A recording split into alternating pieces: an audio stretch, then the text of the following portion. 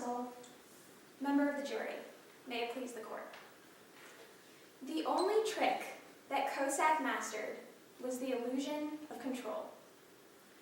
On June 29, 2017, this illusion was shattered when his chimpanzee ran across the stage, jumped onto a writer of the show, and attacked and killed him. Today you're going to learn about Mr. Kosak. You'll hear that he was an animal trainer who was set to appear on the show Midlands After Dark with Alex Grace.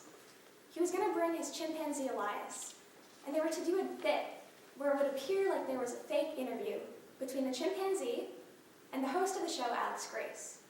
And during this show, Danny Kosak would get up, walk off stage, and give some hand gestures to the animal so that it would appear like the interview was happening without the trainer even present. Danny Kosak was supposed to have control of his animal, but Kosak never had control. And as a result, the chimpanzee got up, started screaming, ran across the stage, landed on Chris Vigafana, and tore into him until he died. And the entire time this was happening, Danny Kosak did nothing. Now you may be asking yourselves, why Chris Vigafana? If he was just a writer, why was he the one who was attacked?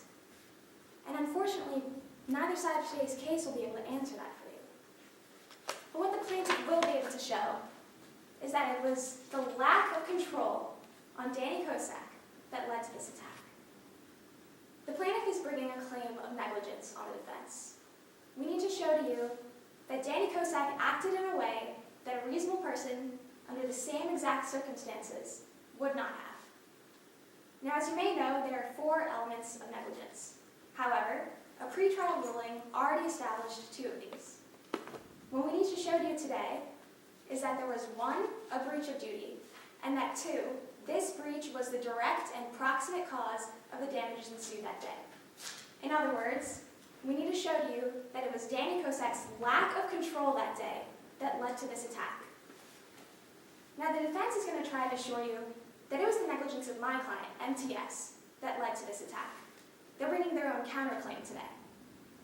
And both sides of today's case is going to have to prove this through preponderance of evidence. Now, this means more likely than not.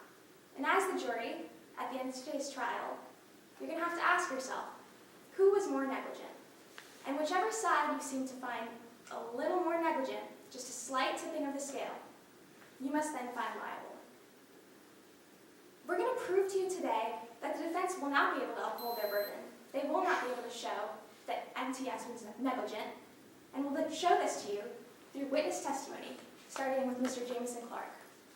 Now, Mr. Clark was a talent booker for Midlands Television Studios, and he'll explain the extensive prep work that they did leading up to this. He'll go into detail about the communication, and he'll show that MTS did everything they could to prepare for this show. Next, you'll hear from Dr. Willoughby Hawkins.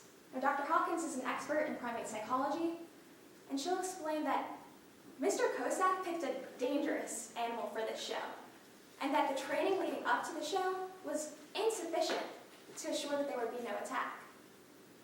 And finally, you'll hear from Ms. Remy Hollis, a band manager who was an eyewitness during the attack. And she'll explain that Kosak was unreasonable to go through with this show. That before the show even happened, she heard the chimpanzee screaming in the green room.